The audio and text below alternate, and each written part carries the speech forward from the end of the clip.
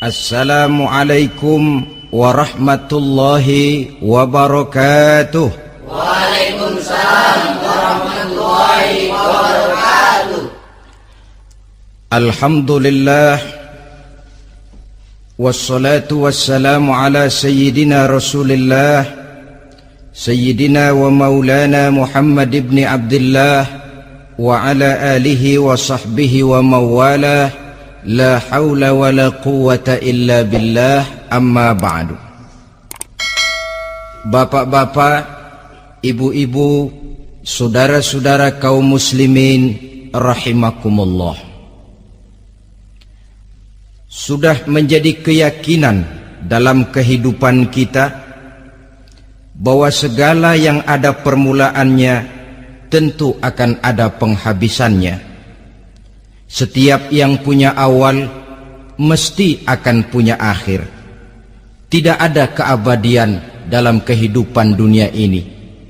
Semuanya datang dan pergi silih berganti, berubah oleh pergeseran masa dan pertukaran waktu.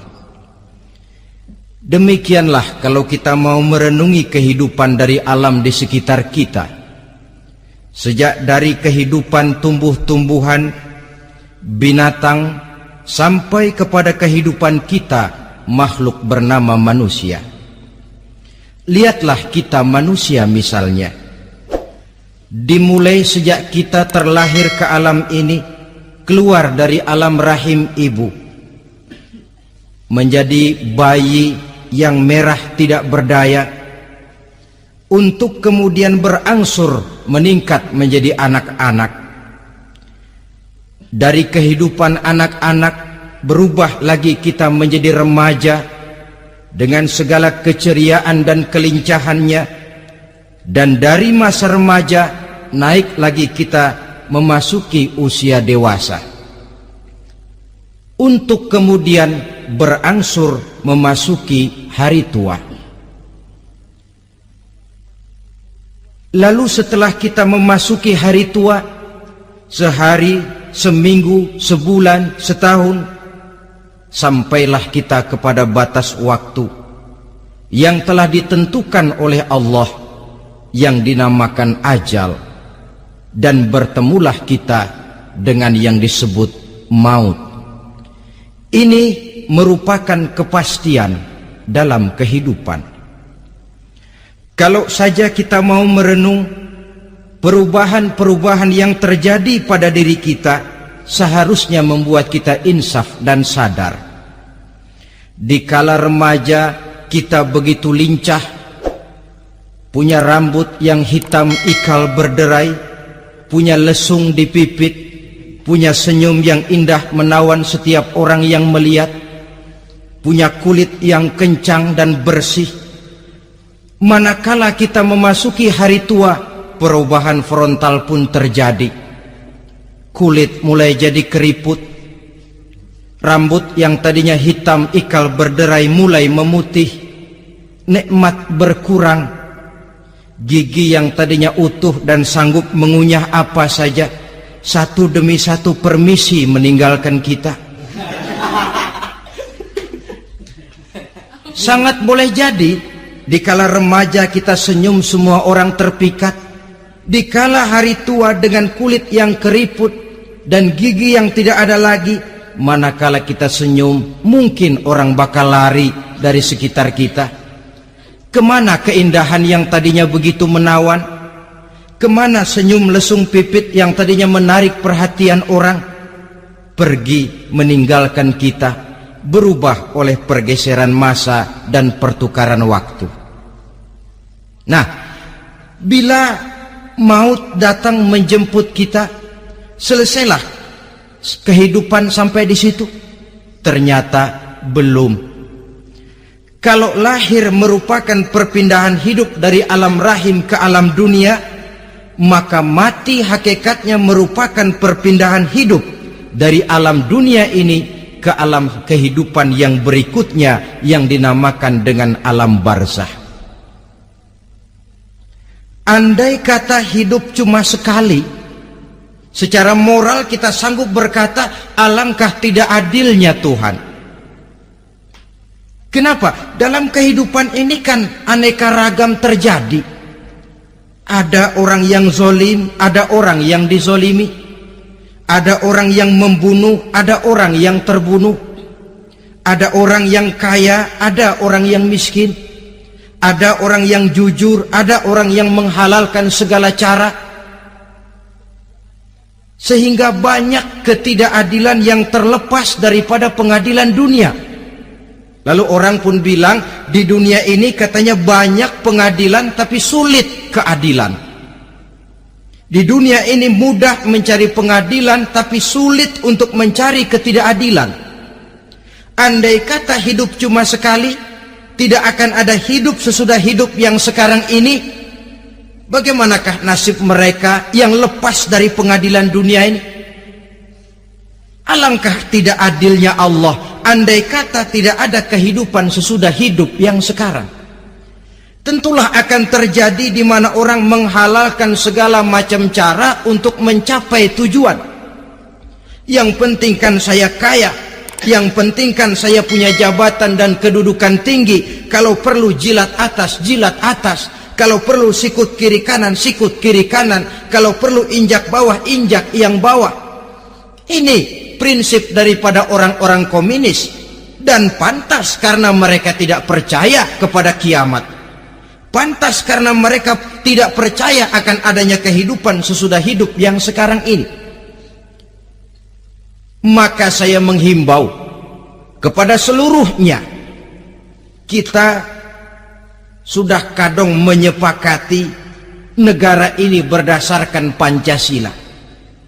Kita sudah kadung konsensus bahwa PKI dengan seluruh ajarannya tidak punya hak hidup di bumi Pancasila yang kita cintai ini.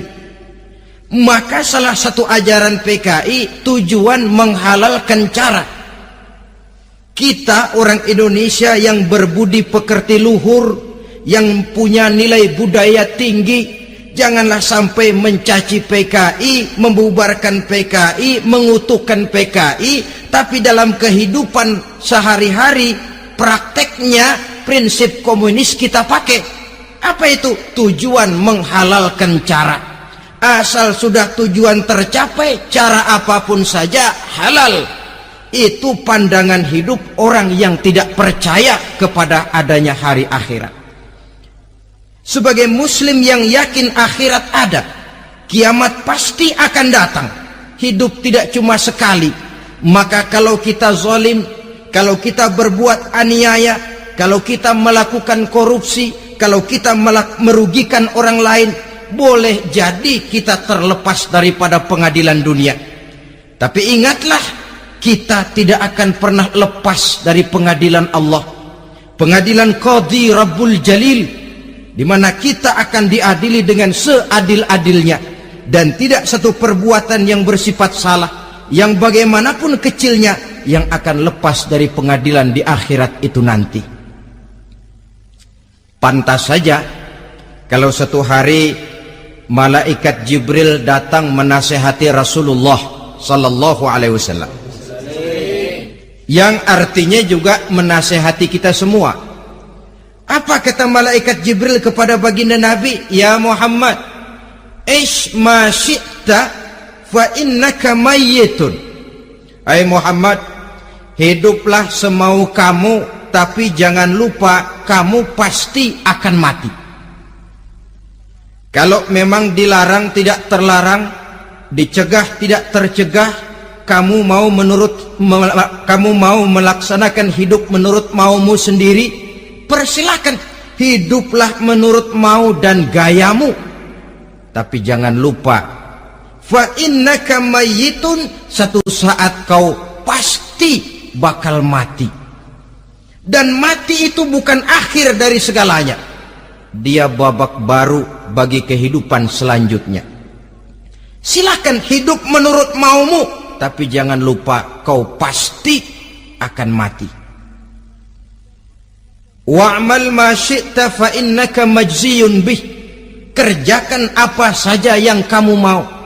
Kalau kau mau menghalalkan segala macam cara, persilahkan halalkan segala macam cara. Tapi jangan lupa kau akan mendapat balasan dari seluruh amal perbuatanmu. Wa ahbib ma syi'ta fa innaka mufariquhu, dan cintailah apa saja yang mau kau cintai. Kau cintai anak istrimu, silahkan.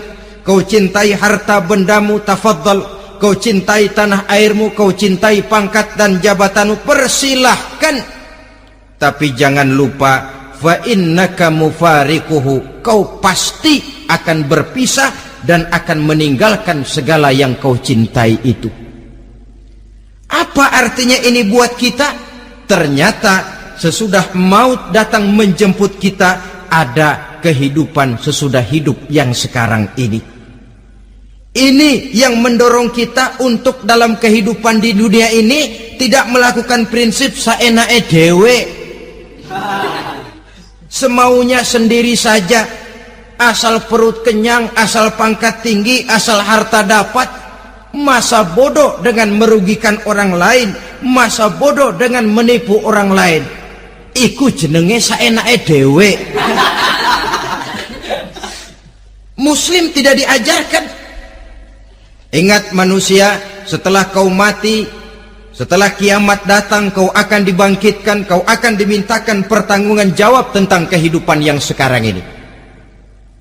Saudara hadirin, oleh sebab itu kalau kita bicara soal kiamat, soal akhirat, ini memang masalah yang gaib, yang sepenuhnya tidak bisa dicernakan dengan kemampuan penalaran intelektual. Dasar di dalam membicarakan ini tidak lain adalah iman kita kepada Allah Subhanahu wa ta'ala. Bukan cuma zaman sekarang, dari zamannya Nabi. Orang itu kalau sudah bicara kiamat, bicara akhirat, ada yang ragu-ragu, ada yang menolak sama sekali. Bukan dari zaman sekarang, dari zaman dulu. Pernah kok satu saat Rasulullah itu dakwah, menceritakan, saudara-saudara, akan terjadi kiamat di mana Allah akan membangkitkan manusia dari kuburnya untuk memintakan pertanggungan jawab. Ini dalam dakwahnya Nabi pidato macam itu. Apa reaksi orang? Yang beriman ya mantap, tapi yang tidak beriman, bajingan-bajingan Quraisy ini, mereka bertepuk tangan, mengejek, mencaci. Malahan ini yang luar biasa, ada dua orang kafir namanya Ubay bin Ka'ab dan Al-As bin Wa'il. Mendengar pidato macam ini, mereka buru-buru pulang ke rumah. Ngapain? Ngambil pacul. Lalu berangkat nyari kuburan tua. Dia gali itu kuburan, tulang-tulangnya diangkut, dibawa ke depan Nabi. Ya Muhammad, tulang-tulang yang udah hancur begini, siapa yang bisa ngidupin lagi? Yang macam-macam aja kamu Muhammad, nggak rasional, nggak masuk akal. Allah menjawab. Apa kata Allah? Wa daraba lana mathalan wa nasiya khalqah. Qala man yuhyil 'izama wa hiya ramim. Qul yuhyiha alladhi ansha'aha awwala marrah wa huwa bikulli khalqin 'alim. Mereka memberikan perumpamaan kepada kami, kata Allah. Mereka melupakan asal kejadiannya. Mereka bertanya, siapa yang sanggup menghidupkan tulang belulang yang sudah hancur kayak begini? Qul yuhyiha alladhi ansha'aha awwala marrah. Katakan kepada mereka Muhammad, yang akan menghidupkannya adalah Dia yang telah menciptakannya pertama kali dulu. Kalau Dia sanggup menciptakan, Dia tentu lebih sanggup lagi untuk mengembalikan reproduksi ciptaan itu sebagaimana semula. Yang paling kasihan yang ragu-ragu, akhirat itu ada apa enggak sih? Kiamat itu ada apa enggak sih?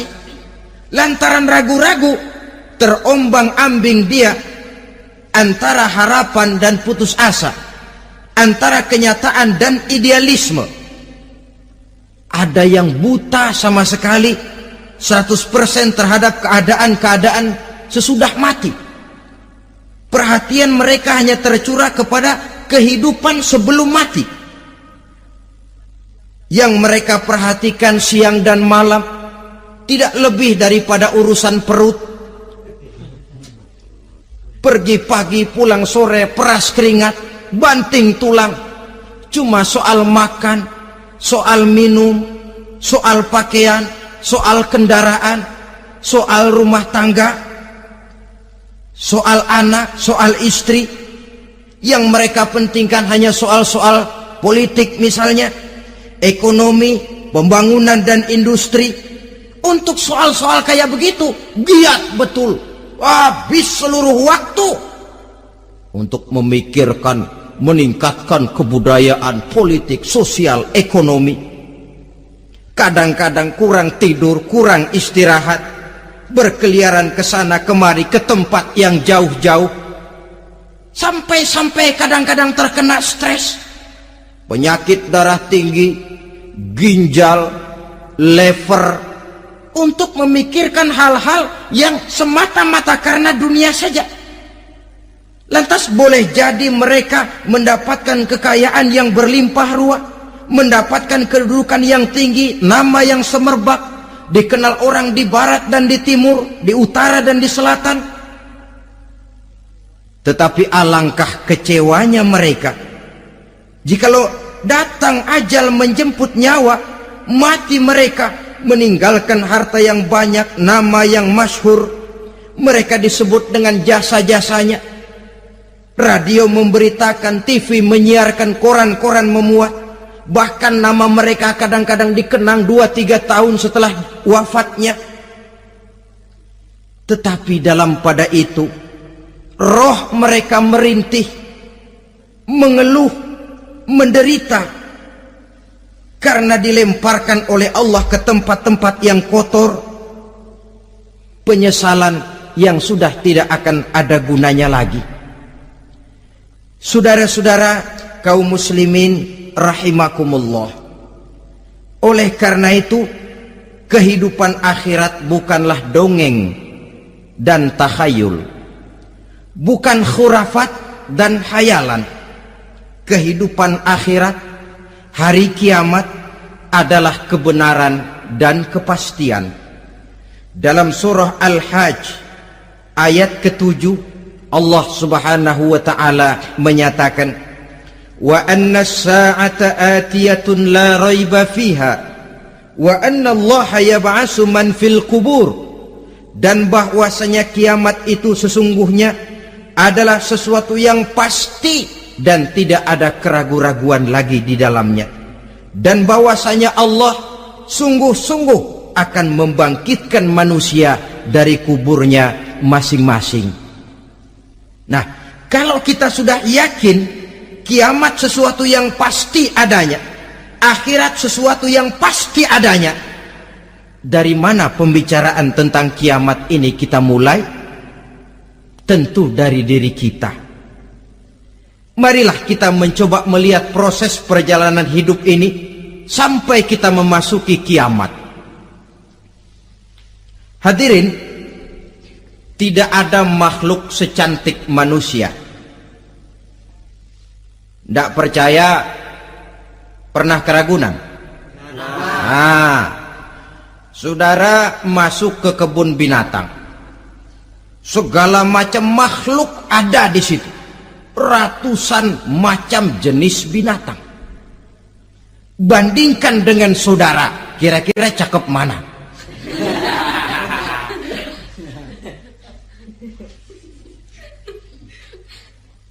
Dari seluruh makhluk yang diciptakan Allah itu, manusia fi ahsani taqwim, dalam bentuk yang paling sempurna, sejak susunan biologis sampai kemampuan berpikir.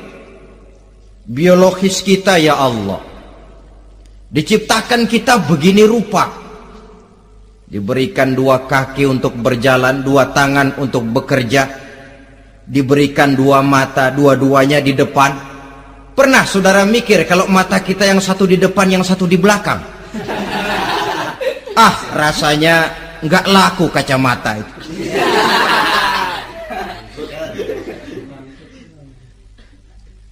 Diberikan hidung dengan 2 lubang, tahu betul Allah ke bawah lagi lubangnya.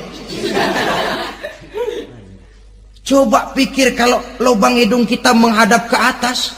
Aduh, kalau musim hujan repot jagain hidung. Laqad khalaqnal insana fi ahsani taqwim. Sungguh telah kami ciptakan manusia dalam bentuk kejadian yang paling sempurna ketimbang makhluk-makhluk Allah lainnya. Nah, kesempurnaan manusia ini oleh karena hidupnya terdiri dari 2 unsur pokok. Pertama unsur jasmani dan kedua unsur rohani. Jasad dan roh. Jasad yang terlihat sekarang ini, potongan saudara yang ngejedok di depan saya ini jasad saudara. Ini yang berasal dari sari pati makanan yang dimakan oleh bapak ibu kita. Lalu hasil kerjasama yang baik antara ibu dengan bapak, terwujudlah kita. Kalimat langsungnya jasad ini berasal dari tanah yang tadi berubah dari bayi, remaja, dewasa, meningkat hari tua. Yang berubah itu jasmani kita. Kenapa? Karena jasmani itu materi, benda, daya tahannya terbatas. Dia berubah oleh pergeseran masa dan pertukaran waktu. Apa ada orang makin tua makin cakep? Jasmani oleh karena dia materi, dia berubah oleh pergeseran masa dan pertukaran waktu. Nah, yang menyebabkan jasmani itu bergerak karena ada roh di dalamnya. Ini yang menyebabkan kehidupan. Ini yang menjadi sumber kehidupan, pusat kesadaran dan pengertian dalam kehidupan manusia. Tanpa roh dalam diri kita, maka jasad kita, pernah lihat orang mati? Nah, itu kalau orang mati, coba perhatikan. Apanya yang kurang? Kupingnya masih ada, tapi sudah tidak sanggup mendengar. Matanya masih lengkap, tapi tidak mampu melihat. Jangankan melihat, terbuka saja tidak. Mulutnya masih ada, tapi sudah tidak bicara lagi. Telinganya cukup, tapi sudah tidak sanggup mendengar. Kakinya lengkap, tapi tidak mampu lagi berjalan. Apa penyebabnya itu? Ternyata jasmani kita, jasad ini, manakala sudah ditinggalkan oleh ruh, dia tidak akan bisa berdaya apa-apa, tidak mampu berjalan, tidak pula berbuat, tidak pula bekerja apapun saja. Saudara-saudara, dua-duanya punya kebutuhan. Jasmani ada kebutuhannya, rohani pun ada kebutuhannya. Jasmani yang jelas perlu makan, perlu minum, perlu tidur, perlu pakaian, dan sebagainya. Nah, apabila saat berpisah datang, ajal sampai, berpisahlah roh dan jasad. Dan itulah yang dinamakan dengan maut. Jadi apa sih mati itu? Mati adalah berpisahnya roh dengan jasad. Sebab itu Islam sangat menganjurkan kita untuk banyak-banyak mengingat mati. Bagaimana caranya mengingat mati? Pertama, mati itu kan pasti. Kira-kira yang hadir di sini ada yang nggak mati nggak kira-kira? Semuanya bakal mati kan? Berani? Berani. Sekarang mau? Saudara, sebenarnya kalau kita merenung lebih jauh, orang itu tidak perlu takut mati. Walaupun tidak boleh terlalu berani menghadapi mati. Karena bagaimanapun takutnya kita kepada mati, toh dia pasti datang. Bagaimanapun beraninya kita mati, kalau belum ajal ya tidak mati juga. Jadi muslim itu kan harus berani menghadapi hidup dan tidak takut menghadapi mati. Mati adalah sesuatu yang pasti. Muslim dianjurkan banyak-banyak mengingat mati dalam kehidupan. Caranya bagaimana? Pertama, berziarah, nengokin teman yang sakit. Ya? Suka nengokin teman yang sakit enggak? Oh, itu pahalanya kata Nabi.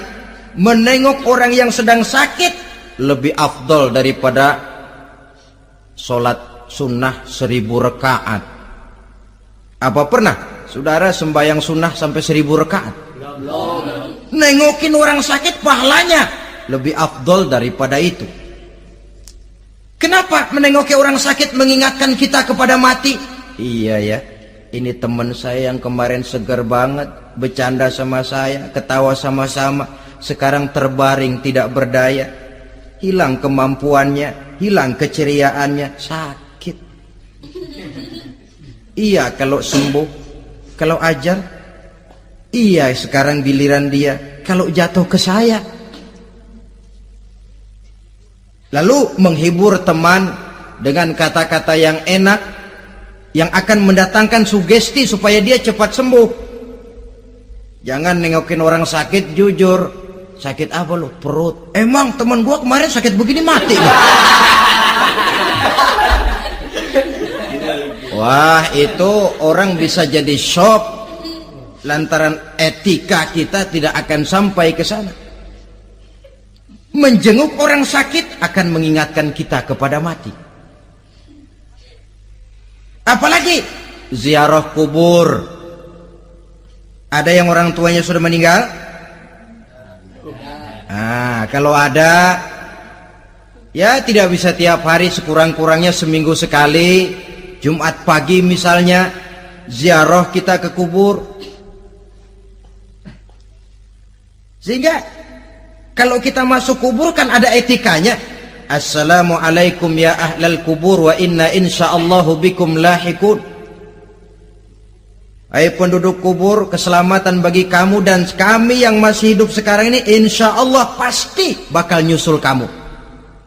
Iya, yang kemarin gagah benar sekarang terbaring tanpa daya. Ini unggukan kuburannya. Yang kemarin ada sekarang sudah tidak ada. Kemana dia? Kami satu saat pasti akan begini. Ingat mati. Lalu apalagi yang bisa membuat kita ingat kepada mati? Mengawal jenazah. Bukankah sangat dianjurkan oleh agama?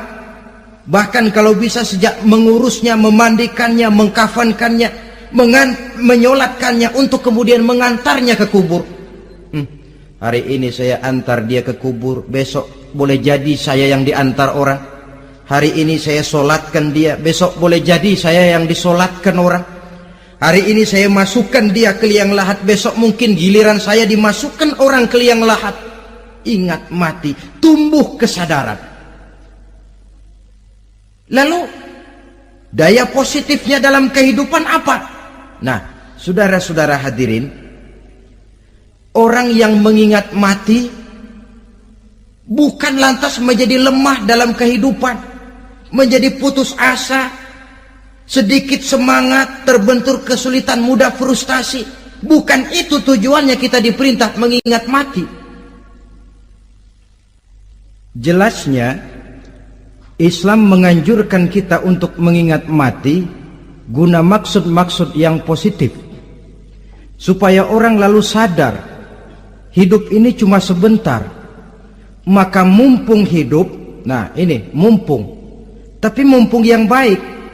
Mumpung hidup, maka hidup yang singkat ini harus saya pergunakan dengan sebaik-baiknya, melakukan kebajikan yang sebanyak-banyaknya, menjauhkan rasa malas, menunggu keajaiban yang datang dari langit, berleha-leha, bermain-main, sementara maut kalau dia datang tidak pernah main-main.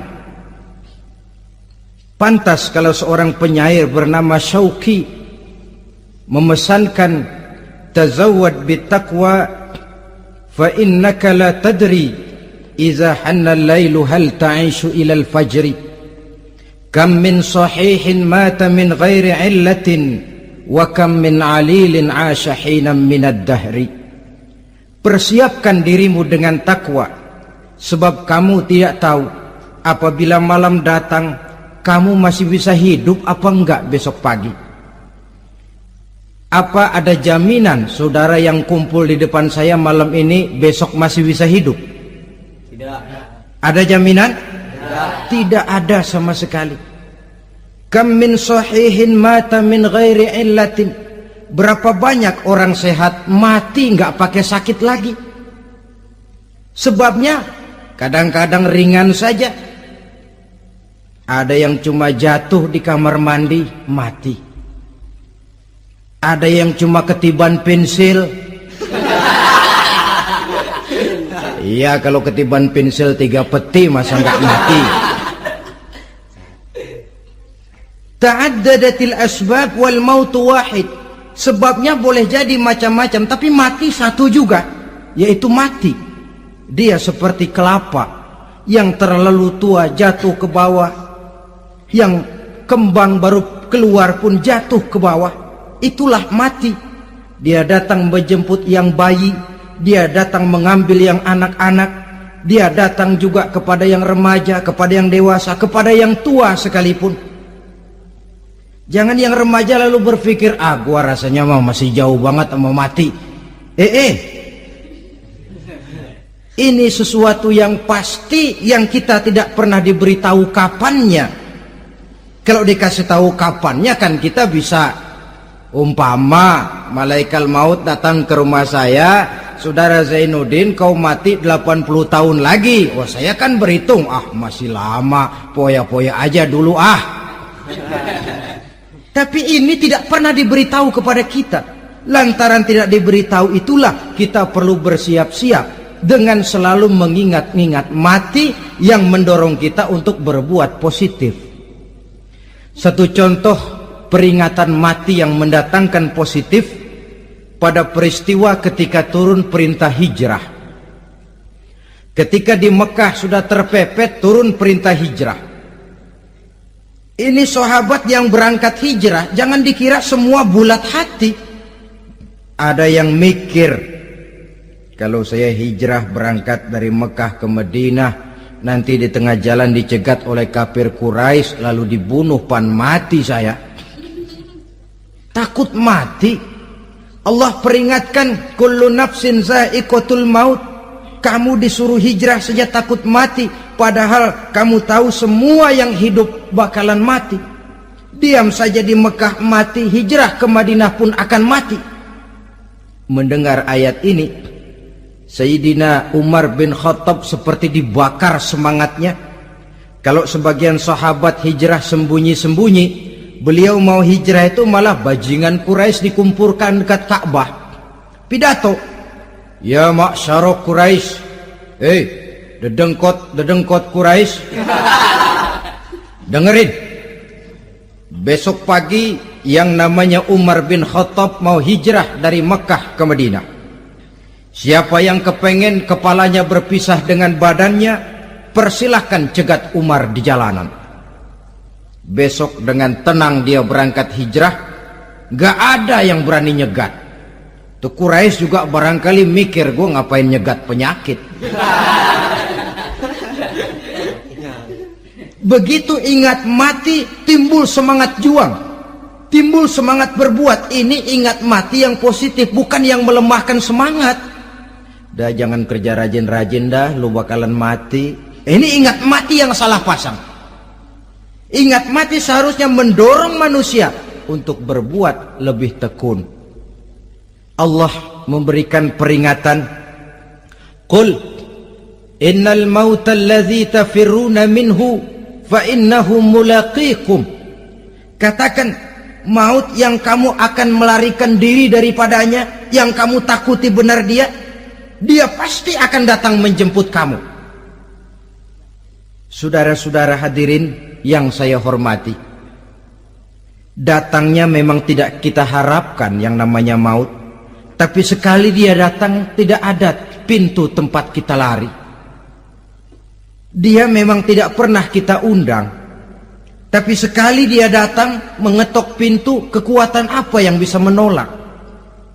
Dia sebuah tanda seru dalam kehidupan. Apa yang menyebabkan orang takut mati? Pertama, barangkali karena dia tidak tahu bagaimana kehidupan sesudah mati. Alam kubur gelap, alam akhirat gelap, sehingga dia bingung. Lantaran bingung lalu jadi takut. Yang kedua, boleh jadi oleh bayangan-bayangan dosa yang pernah dia kerjakan di dunia ini. Kerjanya cuma menumpuk dosa. Dia gembira, bahagia, tertawa di atas tumpukan dosanya, merasa segan berpisah dengan seluruh kehidupan ini. Sehingga boleh jadi maut adalah sesuatu yang ditakutkannya benar dalam kehidupan. Tapi bagaimanapun takutnya, tidak ada tempat lari dari dia. Dalam ayat lain Allah jelaskan, "Ainama takunu yudrikumul mautu walau kuntum fi burujim musayyadah." Di mana saja kamu berada, dalam benteng yang paling tangguh sekalipun, maut pasti akan datang menjemput kamu. Nah, bagaimana caranya maut datang menjemput kita? Bila datang dia, sang malaikat pencabut nyawa, malaikat Israel namanya, hendak mengambil ruh kita. Dalam suasana macam begitu, di akhir kehidupan dunia, dalam berhadapan dengan sakaratul maut, terbagilah manusia dalam dua bagian besar. Pertama, yang menghadapi sakaratul maut itu dengan husnul khatimah, baik di akhirnya, sehingga pada saat ruhnya berpisah dengan jasadnya, kelihatan dia seperti senyum, mukanya cerah. Bahkan sebelum itu boleh jadi dia sempat meninggalkan pesan-pesan yang baik. Ada yang sempat azan, ada yang sempat baca Quran. Pernah kan nemui orang yang mau mati seperti itu? Yang sempat azan, yang sempat baca Quran, yang sempat meninggalkan wasiat-wasiat yang baik. Sebab apa? Malaikat maut datang menjemput mereka juga dengan baik-baik. Dicabut ruhnya perlahan-lahan, tapi sungguh pun perlahan-lahan. Pedihnya, sakitnya tetap tiada tara.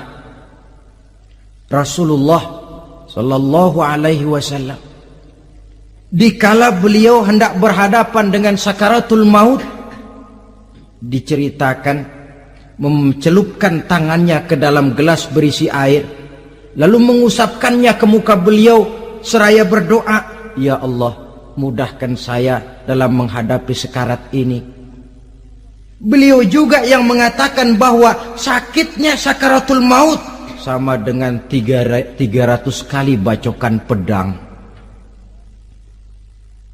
Sehingga kita diajarkan doa. Di antara doa selamat itu kan ada, Allahumma hawwin alaina fi sakaratil, ya Allah, mudahkan saya di dalam menghadapi sakaratul maut itu. Ketika ruh ini keluar dari jasad, mata masih mengikuti ruh itu. Sehingga kadang-kadang ada yang matanya terbelalak dan tidak sempat ditutup, terbuka terus, mengikuti ruh itu keluar dari jasadnya. Adapun golongan kedua, manusia yang ketika berhadapan dengan sakaratul maut mendapatkan su'ul khatimah, jelek di penghabisannya. Sekaratnya sudah setengah mati, lalu jelek juga di akhirnya, mati dalam keadaan yang tidak baik, tidak terpuji. Ada yang lagi megang kartu, mati. Ada yang lagi di tempat ngadu ayam, mati. Ada yang lagi di tempat pelacuran, mati. Ada yang lagi megang botol minuman keras, mati. Nih barangkali malaikat maut gemes banget nariknya, lu bajingan, lu tarik terus yang kanan ampun. Mati su'ul khatimah. Makanya bagus itu. Kadang-kadang di majelis-majelis taklim kan sering dibaca, ya Allah biha, ya Allah biha, ya Allah bihusnil khatimah. Kan ada itu? Ada enggak? Saudara hadirin, mohon agar oleh Allah kita diberikan husnul khatimah, baik di saat ruh akan berpisah dengan jasad. Ini sesuatu yang pasti. Sang malaikat maut datang menjemput nyawa. Setelah ruh berpisah dari badan, maka tinggallah sang badan, ditangisi oleh semua yang kita tinggalkan. Sehingga kepada putrinya Fatimah, ketika malaikat maut datang hendak menjemput baginda Nabi, beliau berkata kepada anaknya, Fatimah, kamu tahu siapa yang datang? Saya tidak tahu, Bapak. Yang datang hadimul lazat. Itu dia yang menghancurkan seluruh kesenangan dunia. Wa qati'us syahwat, yang memisahkan kita dengan seluruh yang kita cintai. Dia malaikat maut, Pak. Manakala jasad sudah ditinggalkan oleh ruh, itulah yang dikerubungi orang. Anak menangis, istri menangis, orang tua bersedih, teman-teman merasa kehilangan, menangisi jasad. Diuruslah jasad kita, dimandikan sebagaimana mestinya, dikafankan dengan kain putih 3 lembar, itu yang hendak kita bawa kembali ke tempat asal kita. Pakaian sutra, jas yang mereknya Switzerland wool, kain yang Samarinda, sepatu yang Belly atau Beltoni, jam tangan yang Rolex, kendaraan yang serba mewah, tidak ada yang menyertai kita. Kain putih 3 lembar itu saja lagi. Demi setelah dikafankan, dibujurkan kita menghadap ke arah kiblat, orang banyak pun datang menyolatkan kita dengan 4 takbir, diiringi dengan doa, lalu upacara pelepasan, berangkat kita meninggalkan anak, istri, suami, kampung halaman, tanah air, bahkan alam dunia ini. Selamat tinggal alam dan seluruh isinya. Tinggallah yang tinggal. Saya akan kembali ke tempat asal dari mana saya datang, untuk kembali mempertanggungjawabkan seluruh perbuatan saya dalam kehidupan ini. Manakala upacara pelepasan selesailah sudah, dimasukkan kita ke keranda jenazah, digotong orang, bismillah wa ala millati rasulillah, dibawa ke tempat peristirahatan terakhir katanya.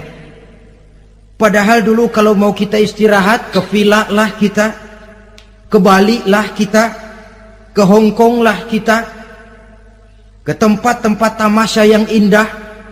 Oh, rupanya akan sampai juga perjalanan menuju tempat peristirahatan terakhir, yang luasnya tidak akan lebih dari 2 kali 1 meter. Diusung orang kita, diantarkan orang banyak.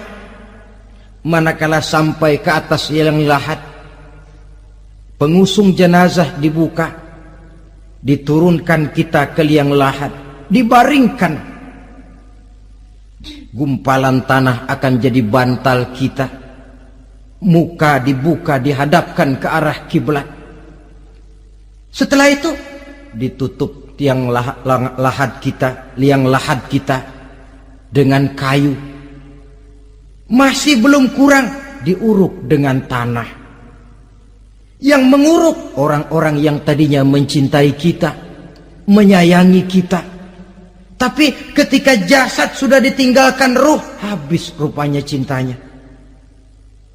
Coba jasad kalau sudah ditinggalkan ruh, 3 hari aja di rumah, serem.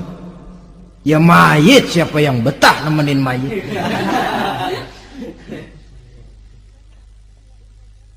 Lalu bila upacara pemakaman selesai, maka berusahalah semuanya. Para pengantar akan kembali ke rumahnya masing-masing. Maka masuk kita ke alam kehidupan, yaitu yang disebut alam barzah atau alam kubur. Apa selesai hidup sampai di situ? Tidak. Hanya beberapa langkah setelah yang mengantar kita pulang.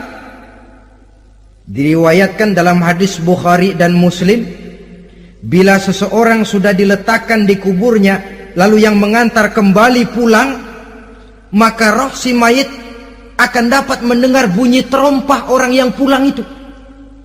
Bunyi terompahnya terdengar. Datang dua malaikat menanyakan dia dengan pertanyaan-pertanyaan yang kalau bisa dijawab dengan betul. Dua malaikat yang bernama Munkar Nakir akan bilang, jawabanmu betul, tenanglah kau di sini, naumatal arus, tidurlah kau di sini seperti tidurnya pengantin. Orang yang baik-baik di alam kuburnya akan mendapat nikmat kubur, sehingga masa penantian yang lama. Sebab jangan lupa, kita masuk ke kubur itu kan menunggu sampai datangnya hari kiamat. Jadi kalau kiamat umpama masih 1000 tahun lagi, ya 1000 tahun kita menunggu. Orang yang baik-baik penantian di alam kubur, kata malaikat, naumatal arus, tidurlah kamu seperti tidurnya pengantin. Bagaimana sih tidurnya pengantin? Nggak berasa. Iya, kata anak sekarang, endah aja udah. Begitu mendusin pagi, kata lakinya, malam sebentar bener ya Neng. Sebentar betul katanya malam. Iya tentu saja tidak terasa. Kenapa? Dia tidak pernah memikirkan waktu. Terbawa oleh kenikmatan dan kelezatan yang dirasakannya dalam kehidupan. Tapi orang kafir, orang yang dosanya bertumpuk, tidak sanggup menjawab pertanyaan dua orang malaikat, maka dia akan mendapat azab di alam kuburnya terus menerus siang dan malam sampai datangnya hari kiamat. Ibarat maling ayam ketangkep, belum masuk pengadilan udah digebugin duluan. Kan begitu kan? Ada maling ayam nggak di sini? Nah, itu yang nyaut tadi pengalaman itu. Di sidang belum divonis, belum digebugin babak belur. Saudara hadirin, maka alam kubur bisa merupakan raudhatun min riyadil jannah, taman di antara taman-taman surga, pun juga bisa merupakan hufratun min hufarin niran, menjadi liang daripada neraka. Ada lagi riwayat yang dari Imam Muslim yang diperoleh dari Zaid bin Sabit. Zaid bin Sabit cerita, satu hari kami bersama Rasulullah sallallahu alaihi wasallam berada dalam kebun kepunyaan Bani Najjar. Rasulullah sedang duduk di atas keledai. Tiba-tiba entah bagaimana itu keledai terkejut, kaget, berontak, hampir Rasulullah jatuh. Rasulullah kemudian bertanya, rupanya di kebun itu ada kuburan tua, 5 atau 4 kuburan. Rasulullah lalu bertanya, saudara-saudara ada yang tahu nggak ini kuburan siapa? Nggak ada ya Rasulullah. Memang kenapa? Ini penghuni kuburnya lagi disiksa oleh Allah. Andai kata boleh saya mohon kepada Allah supaya kamu dengar seperti yang saya dengar, andai kata saja kamu kuat mendengarnya, saya pasti akan berdoa. Tapi sayang, saya yakin kamu pasti tidak akan kuat mendengar mereka mendapat azab di kuburnya. Hadis sahih riwayat Imam Muslim dari Zaid bin Sabit. Kehidupan di alam barzah. Pak, iya kalau yang matinya dikuburin. Lah kalau yang matinya diceburin ke laut, dibakar, di medan perang hilang, nggak ketahuan kemana jenazahnya. Saudara, hilang kek, dikubur kek, di dalam lautan direndam kek, itu kan cuma logika kita. Menurut Allah tidak ada perbedaan orang mati dikubur di dasar lautan atau dibakar sampai jadi abu atau gugur di medan perang tidak ketemu jenazahnya. Entah mereka tetap masuk ke alam barzah namanya.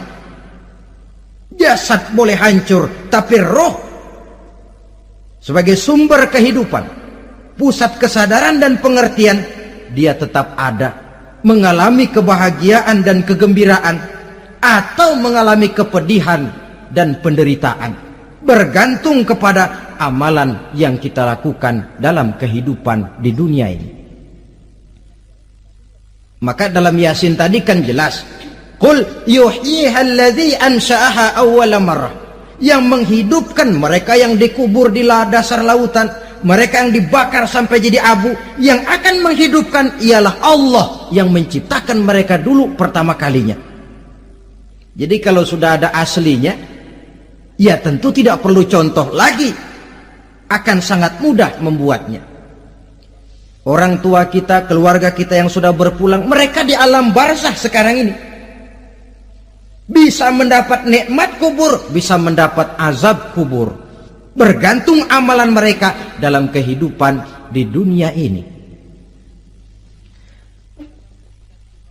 Dalam Musnad Imam Ahmad dan Sahih Abi Hatim malah ada tambahan riwayat, orang yang banyak kebajikannya di dunia, amalannya akan datang menemani dia. Sholatnya dekat kepalanya, puasa sebelah kanan, zakat sebelah kiri, menghibur dia. Malahan dikatakan berbentuk orang yang cantik menemani dia di alam kuburnya. Aneh, dia tanya, man anta lam ara fid dunya ajmal minka. Siapa kamu? Di dunia ini belum pernah saya melihat orang secantik kamu. Dia jawab, ana amaluka soleh, saya adalah amalmu yang soleh yang kau kerjakan waktu di dunia. Saya sekarang diperintahkan untuk menemani kamu di sini. Alhamdulillah. Sedangkan amalnya yang jahat akan datang dalam bentuk yang menyeramkan menemani dia di sana. Bayangin deh, di kuburan ditemenin yang serem-serem. Sama juga di dunia. Di dunia, kalau kita di tempat gelap ditemenin orang cakep, enak nggak? Enak. Wah, pengalaman. Tapi coba bayangin, sudah tempatnya gelap, yang nemenin jelek nggak ketulungan, gerah kita. Nah, saudara hadirin yang saya hormati, lalu bagaimana tempat arwah-arwah yang sudah kembali menghadap Allah yang disebut mustaqarrul arwah itu? Macam-macam tingkatannya sesuai dengan profesi dan amalannya waktu di dunia. Ada roh-roh itu yang setelah pisah dengan jasad, artinya mati, ditempatkan di tempat yang disebut a'la iliyin, tempat yang tertinggi. Siapa ini? Arwahnya para nabi dan para rasul. Ini fi a'la iliyin, di tempat yang tertinggi. Arwahnya para nabi, arwahnya para rasul. Dan karena kita bukan nabi, bukan rasul, ya jangan mimpi dapat tempat fi a'la iliyin. Kecuali kalau Allah menghendaki, itu hak prerogatif Allah. Tapi kan tidak adil kalau Allah melakukan itu. Ini kelompok roh-roh yang masuk golongan VIP. Wah, the first class. Para nabi, para rasul. Lalu ada pula roh-roh itu yang setelah pisah dengan jasadnya diumpamakan seperti burung-burung hijau yang berterbangan di perkebun-kebunan surga. Roh siapa mereka ini? Rohnya para syuhada, orang-orang yang mati syahid gugur membela agama. Nah, ini bedanya orang mati syahid dengan pahlawan, ya. Apa bedanya syuhada dengan pahlawan? Kalau syuhada, orang yang gugur membela agama, niatnya karena Allah, mati syahid. Kalau pahlawan, orang yang gugur membela negara, orang yang dianggap berjasa kepada pemerintah. Klimaksnya, kalau orang mati syahid jelas surga, tapi pahlawan belum tentu surga. Kenapa? Bergantung kepada negara macam apa yang dibelanya dan pemerintah model mana yang dibelanya. Di negara-negara komunis misalnya, banyak nggak pahlawan? Banyak. Dengan sekian tanda jasa yang mati di medan perang dan sebagainya. Kira-kira pahlawan komunis masuk surga enggak? Enggak. Ya, kalau pahlawan komunis masuk surga, kita enggak kebagian kapling di surga barangkali. Inilah bedanya pahlawan dengan orang mati syahid.